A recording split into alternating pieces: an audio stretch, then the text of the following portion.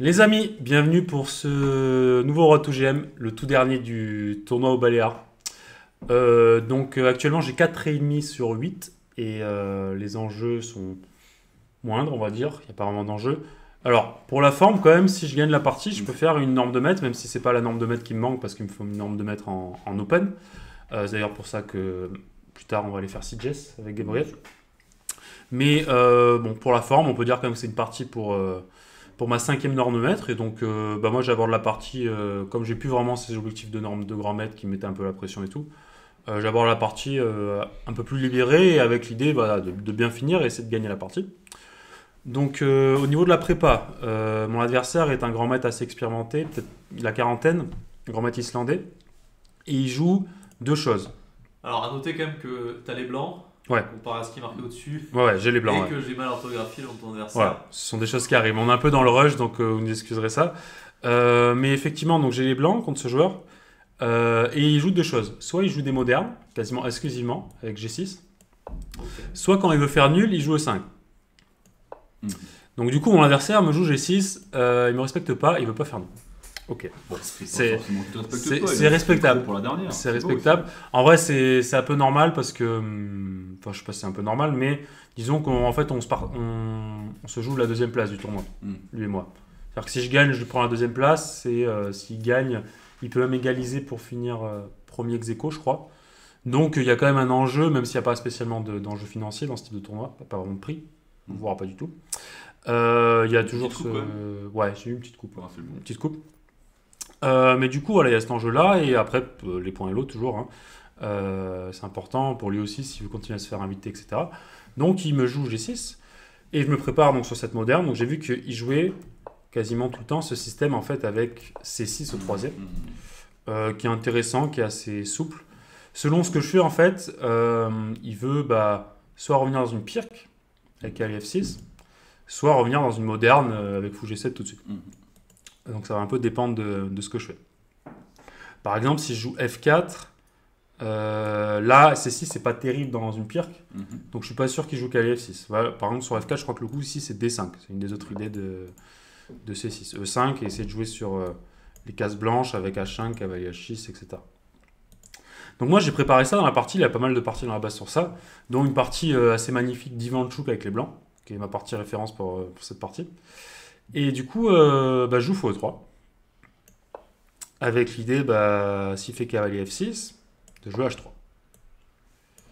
Donc je veux juste contrôler la case ici et envoyer F4 derrière. Donc c'est une idée peut-être un peu plus rare. On va dire que la manière principale de jouer ce type de pirque dans ces positions, c'est de jouer Dame D2. Parce que le coup G4 n'est pas forcément très grave en fait. Vous pouvez juste jouer fou G5 et après repartir, jouer H3 ou F3. Mais ok, je décide d'adopter ce nouveau plan que je ne connais pas spécialement avant la partie, mais que je découvre avant la partie, lors de ma prépa, de jouer avec H3 suivi de F4. Parce que pour le coup, si vous voulez jouer F4, maintenant que le fou est E3, vous allez avoir besoin de H3. Vous ne pouvez pas jouer F4 ici. Ça tombe un problème. Le fou sera mal placé. Par exemple, ici, je peux venir en G7. Je peux éventuellement jouer E5 derrière. Donc, il va y avoir des problèmes. Donc, du coup, je joue H3. Il me joue cavalier BD7 et je joue F4. Il me joue E5. Donc ça, c'est plus ou moins ce que j'avais vu aussi qui jouait dans la partie, dans cette position. Et après E5, ok, je vais réfléchir, mais pas trop longtemps. Je joue cavalier F3. Fou G7. Là, t'es encore dans ta partie de référence d'Ivanchuk ou... Il me semble, ouais. Alors, je crois que dans la partie d'Ivanchuk, il avait joué... Ah bah, elle est là. Je vais l'insérer rapidement. En fait, oui. Moi, ce que j'avais vu, c'est que l'idée qu'il avait joué contre Ivanchuk, qui était intéressante, mais que Ivanchuk a réfuté et que depuis, les ordi réfutent aussi. Parce que ma partie référence, c'est 2003. Oui, c'est Ivanchuk contre Gretarsson. Ah non, mais de toute façon, il est grand maître depuis plus d'une vingtaine d'années. Hein, donc, il a joué contre des top joueurs. Et effectivement, dans cette partie, il avait joué fou H6. Et j'avais regardé comment réfuter précisément ce truc, jouer comme Ivanchuk avait joué en fait, cette position-là, et avec un net avantage pour les blancs. Là notamment ce D prend E5 important parce que je crois qu'il a un problème à la fin sur... Il a quoi sur cavalier prend E5 déjà? Il a un problème. Mais lequel? Je crois un cavalier D5 qui traîne. Un truc dans le style. Genre ça. Et il est cloué, il perd le cavalier, il a perdu un pion. Donc c'était ça en fait l'idée de la prépa, c'était un peu de suivre ce truc-là. Mais du coup, ok, il me refait pas, il va pas mal réfléchir ici. Et donc quasiment une demi-heure, il va me jouer fou G7. Il a eu des mauvais souvenirs d'un coup qui sont revenus. Ouais, donc il va dévier. Sans raison. Ouais, et du coup, je vais les jouer G4. Je prends l'espace, je décide de prendre l'espace. Voilà. Je me dis, bon, peut-être qu'il a envie, si je fais pas G4, de jouer cavalier H5 parfois, mettre la pression là et attaquer là. Donc G4, ça m'a l'air logique. Il va me faire Dame E7, et là il va réfléchir encore assez longtemps, une vingtaine de minutes. Et ok, Dame E7, je vais dire, je vais pas sentir le danger. En fait, là, dans cette position, j'hésite entre deux coups. J'hésite entre D prend, et par exemple, on va dire Fou D3, celui de Roc, etc. De jouer ce type de position. C'est plutôt bien pour moi, je pense que j'ai pas mal d'espace. Alors, D prend et F5, pardon. C'est ce que je voulais jouer à la base. D prend F5, parce que comme ça, je l'évite de prendre. Et il est clairement étouffé, selon moi. Mais je me suis dit, ok, j'ai prends, cavalier C5, par exemple, ok, Fou D3, et bon, c'est sûr que je suis mieux, mais je sais pas à quel point. Et je me suis dit, bon, de toute façon, en fait, ça, je peux le jouer quand je veux, parce que si je joue Fou D3 d'abord, bah, je me suis dit, ok, je risque rien.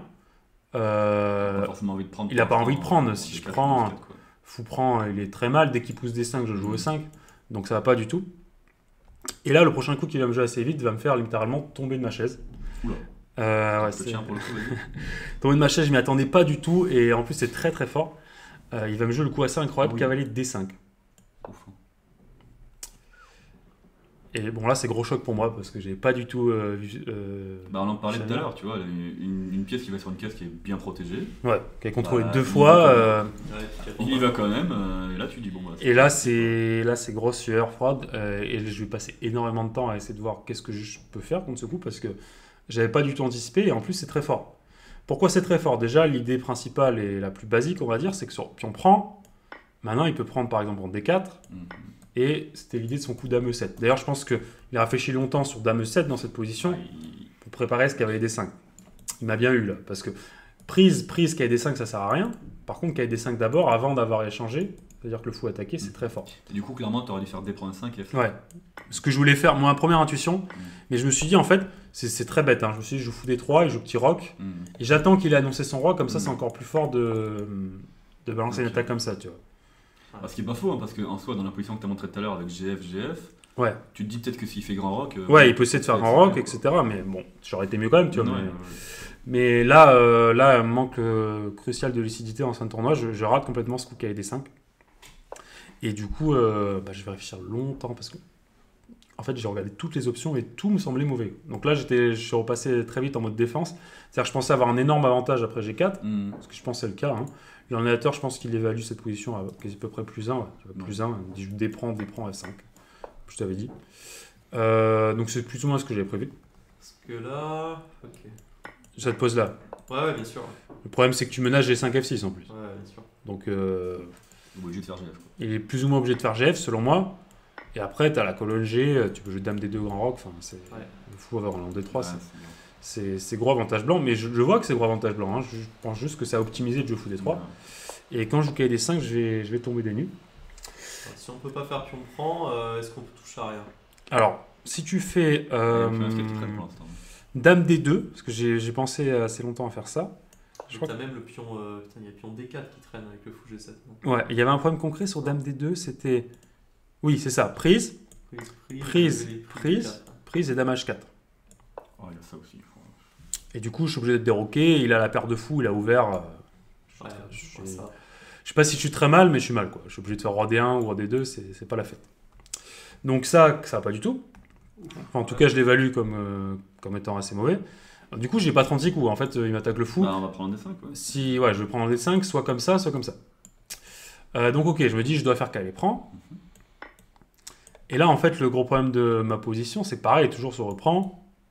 Toujours reprend D4. Je perds la pièce. Qu'est-ce qu'il me laisse d'autre? Il me laisse pas mal d'autres choses aussi. Il me laisse des trucs comme prise, D5, prise, et prend D4 ou E4. Donc, par exemple, pour montrer la menace, si je fais genre, mettons, C3, je me dis, je renforce là. Il prend. Alors, en plus, il a peut-être E prend D4 tout de suite, en fait. Il va attaquer là. Bah, Pas- c'est non. Non, mais je Non, pensais non, à des 5 d'abord. Ah, oui, mais oui. en fait, Oui, c'est tu pareil. peux faire Dans les directement. dans les deux cas, ça gagne. Donc, Putain. du coup, il menace. Hein. Donc, du coup, je suis obligé de prendre une fois ici. Mhm. Il prend ici. Et là, le problème, c'est que moi, j'aimerais bien, on va dire, stabiliser la position avec F5. Ouais. Et là, il Mais a D4 peut-être. Si je le fais... Non, pas forcément D4. En fait, le gros problème et que j'ai raté aussi pendant un moment, c'est que sur prise, il a échec. Ah ouais. Un peu plus problématique ça. Ça, c'est... Ok. C'est l'enfer. Donc d'un coup, tu vois, une position qui a très resserrée, d'un coup, Mm. ce coup de tonnerre KD2, KD5... mais Ouais, KD2. Ah, T'es sûr. on fout H6. KD2, mais bon, je peux déjà... Il peut Non, faire mais déjà, même KC5. KF5 ou KF6, c'est le pion F5. Il a du pion B2. Ouais, c'est. Ouais. Un enfer. Ok. Il a vite secoué là finalement. Il m'a vite secoué. Donc du coup, je fais petit rock. Et là, je suis assez surpris de le voir faire petit rock. Parce que je m'attendais vraiment à qu'il me joue prise. Mhm. Pour tout m'ouvrir en fait. Parce que prise, fou prend. Bon, je pense qu'en fait, il s'est dit prise, bah là, je peux pas prendre. C'était mon idée, c'est pour ça que j'ai rocké. Il y a tour 1, je gagne la dame. Mais ok, si juste il fait rock, bah, j'ai plus d'attaque. Il a vachement ouvert pour ses fous, je trouve. J'ai ça et ça à attaquer. Mon roi, H3 G4, c'est pas top. Bon, Quoi. après, tes fous sont quand même très bien placés. C'est vrai qu'il a du mal à développer l'aile dame, donc c'est pas si Ouais. clair quand même. Peut-être. Parce que ok, je peux pas jouer fou D6, la dame prend 4, mais peut-être tour 1. Ça me fait penser à ces positions de française fou D3, tu sais, où tu mets un peu de pression sur B7. Là. Ouais. Ouais, sauf que là, la position est vraiment beaucoup plus ouverte ailleurs. Ouais, Donc ça a moins d'impact. Parce que dans les positions dont tu parles, il y a que ça en fait dans la position. Ouais. C'est-à-dire c'est le seul enjeu, tu vois, et du coup tu mets pression sur la dame. Mais là, comme mon roi est très faible, je suis pas sûr que la pression l'aile dame ait autant d'impact que. Bon là, c'est peut-être encore ok pour les blancs. Mais ok, mettons dame F6. Tac là quand même, c'est pénible quoi. Je pense que je suis toujours en pratique. Du coup, je suis assez content de voir qu'il me fait petit rock. Parce que bon, du coup, clairement, il veut menacer ça. Hein. Prendre. Et là, tu peux avoir ça. Mais du coup, ouais, je fais F5. Je fais F5 et j'essaie au moins de fermer le centre. Parce que je veux pas que ce fou se libère. Il me prend F5. Ouais. Je prends F5. Alors, s'il prenait en E4 d'abord, peut-être que maintenant je vais prendre du fou, tu vois. Ouais. Donc là, il y a quand même des risques là. Donc je pense qu'il a d'abord pris du pion, avec l'idée qu'évidemment je ne peux pas prendre de E parce qu'il y a E4. Fourchette. Je pense qu'il a cru comme ça. Et sur G prend, maintenant il a pris. Enfin, il n'a pas pris en E4, il a fait K à F6, pardon. Et là, il me pose des questions parce que si je prends, il y a E4 fourchette. Et du coup, comment je maintiens mon centre? Heureusement pour moi, j'ai encore le seul coup d'ailleurs, je pense, qu'avec des deux. Avec l'idée de pouvoir remanger ici d'une pièce. Donc ok, là ici je me dis j'ai évité le pire. Je pensais vraiment être très mal après KD5 parce que j'ai réfléchi très très longtemps. Vous voyez là, regardez la pendule. Donc là j'ai... Mais vous avez tous les deux beaucoup réfléchi finalement. Alors il a beaucoup réfléchi avant KD5 lui. Donc Ouais. là, c'est-à-dire qu'il joue KD5... pardon. Il joue KD5, il lui reste 46 minutes. Donc Ouais. on a 1h30, on est au 9e coup. Hein. Mais donc là j'ai 1h10 quand je me prends KD5. Et tu vois, je crois que j'ai rarement autant Ouais, t'as réfléchi, réfléchi 40 sur un minutes, coup. en fait, ouais. J'ai réfléchi, ouais, bien 40 bonnes minutes. Et ça m'arrive jamais de réfléchir autant, mais là je trouvais pas comment continuer. Quoi. Donc je prends, et je rock. Et du coup j'ai déjà plus que 25 minutes pour 30 coups. Donc F5, et là je commence à essayer de jouer assez vite. Donc je joue blocus avec D2. Il me joue fou D7. Bonjour à H2, je décide de jouer, on va dire... Peut-être toi qui peux attaquer. Hein, Ouais. Une colonne sur la tour G. la dynamisme ici. Bon, je me dis, j'ai pas non plus une attaque de fou, il va faire pareil, roi H8, tour G8, tu vois. Donc en fait, c'est tous les deux, on se décale de l'attaque potentielle.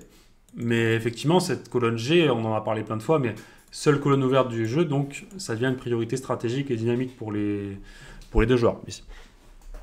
Donc ok, il me joue roi H8. Je décide de faire fou G5. Bon, je pense que c'est relativement logique. Je veux clouer ici pour, on va dire, défaire un peu la pression sur mon centre. Il me joue fou C6. Ok, là j'hésite un peu, mais j'ai pas non plus le temps de trop hésiter, parce qu'on a plus que 20 minutes chacun, on n'est même pas au 20e. Donc j'envoie à 3 assez vite. L'idée c'est d'empêcher toutes les rentrées en B4 en fait. Parce que parfois il peut y avoir des doubles attaques sur le pion B2 et E4. Ah. Et en plus en jouant dame B4 il se déclouerait. Ouais. Donc je me dis à 3, malin. Bah, le lynx. Voilà, comme Ben se dit souvent, je me dis malin, je me décloue. Ah ouais, je me décloue. Je l'empêche de se déclouer et je prophylaxie. Donc il me fait tour à D8. Je fais Dame 2. Je m'enlève de la pression. Il me dit, bon, je suis quand même assez confiant de mes chances. Là, je commence un peu à me dire c'est pas mal. En plus, il a commencé à bien retanker. Il a plus que 8 minutes. On n'est même pas au 20e coup. Et c'est chaud, quoi. Son roi est quand même un peu faible, donc je me dis, ça peut être intéressant. Bon, il me fait Dame C7, il se décloue. Je développe ma dernière tour. Et là, il me joue H6. Donc là, je pense que c'était un bon coup. On va voir pourquoi il a joué H6. C'était une idée que je n'avais pas spécialement vue. Donc en fait, il joue A6. Pourquoi? Parce que s'il fait D prend E4, cavalier prend, fou prend, tour D4. Ici, par exemple, je crois que je peux jouer prise Dame H5. Comment ça marche? Déjà, je peux jouer fou D3, qui n'est pas possible quand il m'a forcé le fou en H4. Mais est-ce qu'il y a une grosse différence? Il me semblait que c'était très malin dans la partie, mais je ne me rappelle plus exactement pourquoi. Parce que si je prends, c'est un peu comme dans la partie. Peut-être la différence quand même, c'est quand il n'a pas joué H6, quand je fais Dame H5, il ne peut pas faire H6, Roi H7. Donc il a un peu moins de souplesse dans sa défense, on va dire. Mais ok, peut-être je peux jouer juste fou D3 ici, garder le fou et quand même, il faut qu'il trouve des solutions concrètes dans sa position là. Parce que s'il fait... Ah, il y a E4 échec. Oui, c'est ça aussi la grosse menace, j'ai oublié. Ah oui, c'est échec. Ouais, c'est échec, j'avais complètement raté. Même si c'est pas échec, d'ailleurs, c'est... Non, là, c'est normal. Comme c'est échec, c'est très pénible. Non, s'il n'y avait pas échec, tu pourrais faire fou prend intermédiaire en fait. Et ouais, mais puis on prend, si tu fais fou prend échec... Ah, fou prend échec, pour apprendre et tour jeu. Ouais, bon, de toute façon, la question se pose pas, il y a échec, et sur fou F4, il va me faire ça. Ouais. Et il va me prendre là. Si je prends là, il va me prendre là. Donc, du coup... Donc peut-être c'était jouable aussi en fait, faire tour D4. Je vois pas trop la différence en fait. Je me rappelle plus pourquoi. Ouais, si je joue Dame G2. Le Dame G2 pour défendre à la limite. Ok, bon. Pas une énorme différence. Bon, il commence par me jouer H6. Fou H4. Et il mange un E4. Et il joue tour D4. Donc là, ok, bon. C'est pour ça que c'est malin, c'est qu'il y a une focale, enfin, il y a les deux fous qui sont lignés peut-être. Ouais, non, mais c'est clair. Après, concrètement, je suis pas sûr que ça change grand-chose parce que j'ai l'impression que quoi qu'il arrive, je suis obligé de manger. Ouais. Pour ça que j'essaie de comprendre la différence, j'ai pas forcément compris, mais ok. Donc, parfois, le pion H6 c'est un peu plus utile pour que le fou F6 vienne en G5 et soit un peu plus stable. Je pense que c'est quand même. Si le fou il arrive jusqu'en F4. Ouais, jusqu'en F4, c'est ça. Si j'attaque sur G aussi, il peut gagner des temps en défendant, genre avec fou G5, F6, tu vois. Ouais. Après, dès qu'il va enlever une pièce de F6, c'est sans doute toi qui va pousser le pion, quoi. Ouais, c'est pour ça que c'est pas. Case noire et tu vas souffrir. Quoi. Ouais, c'est pour ça que c'est pas clair cette position. Mais ok, du coup, je prends, j'ai pas le choix là. De toute façon, il menace de prendre ici, j'ai ça derrière. Donc je prends ici, je chasse la tour. Et ok, donc là, cette position, je me doute que ça devient très égal. J'ai quand même essayé, je me dis, bon, les fous de couleur opposée, il peut y avoir des thèmes d'attaque, surtout qu'on a très peu de temps tous les deux. Donc je vais essayer de jouer sur la colonne ouverte, avec tour G1. Mais il va me jouer un très bon coup, il va me jouer Dame E7 ici. Et son idée, c'est qu'il va défendre avec le fou en G5 qui arrive. Il va m'empêcher de faire F6 au bon moment. Donc je vais doubler avec tour G2. Alors si je fais Dame H5, il peut quand même faire fou G5. Hein, c'est son idée. C'est que maintenant le clouage est plus efficace à cause de Dame prend. Parce que là, par contre, s'il ne joue pas Dame E7, je me laisse vraiment Dame H5. Ouais. Si par exemple il fait A6. A6. Dame H5. Là, il doit y avoir. Déjà, il n'y a pas fou G5 à cause de tout prend G5. Ouais. Mais il doit y avoir des combinaisons avec. Si j'arrive à faire bouger le fou, il y a des F6 échecs. Mais je sais plus comment ça peut marcher ça. Peut-être je joue tour G2 juste ça. Tour G2, tour G1 et il va être. Tour G6. Non, pas ouais, mais tour G6 il prend et je joue roi G7. Ouais. À moins que je prenne de la dame. Ouais, mais roi H8, non, j'aurais pas. Donc ok, peut-être juste tour G2, tour G1 et il va manquer de temps pour contester la colonne. Par exemple, Dame E7, tour G1. Ah, et maintenant tour G7. Et là, je me laisse tour G7 échec et F6 échec. Ouais. Par exemple, tu vois, ça c'est un truc. Donc il lui manque un temps, on va dire, pour consolider.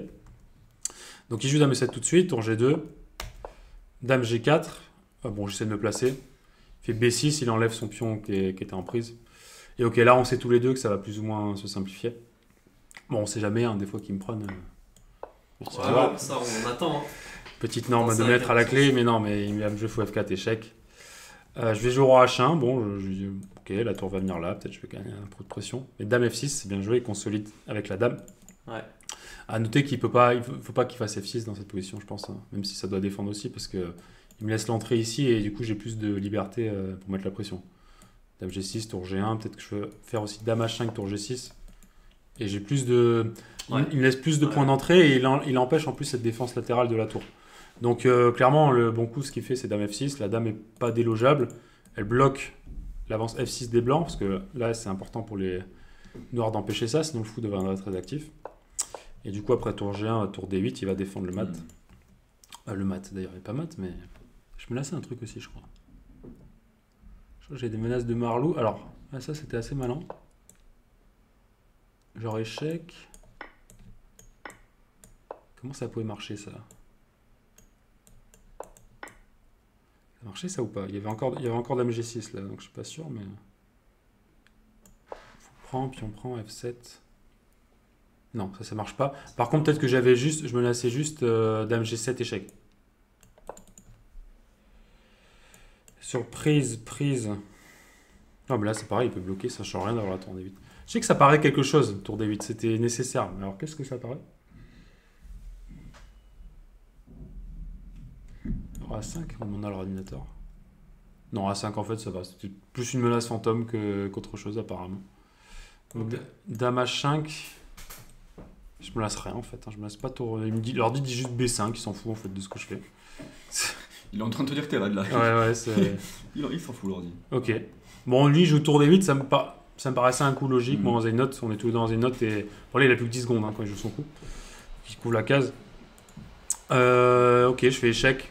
Je vois pas trop de toute façon d'autres manières de mettre la pression. Enfin. Il menace. Non, il menace pas, mais.